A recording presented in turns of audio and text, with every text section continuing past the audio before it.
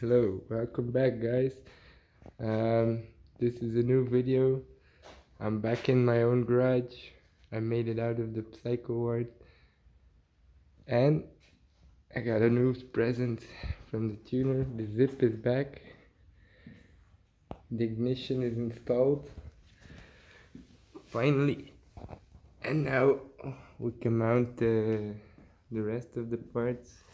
The new Emagere ignition with all the switches, the new cylinder bolts and shit, new reeds, new tank.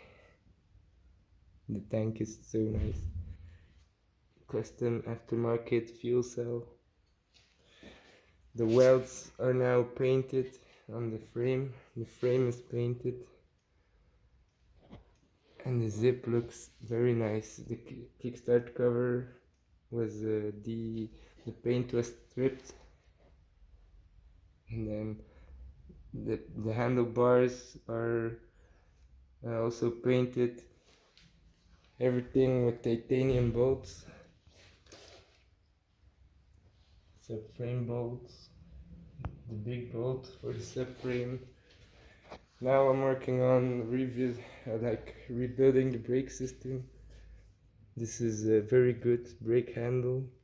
It's from a GP125, and it has the stage 6 claw, but I need to clean the pistons. I also have this engine here on the table. That's for another project, and I have my old RT95 exhaust and the C21. So yeah, then we have the box of NOS parts ready to be installed, plus the controller and the rest of the NOS parts.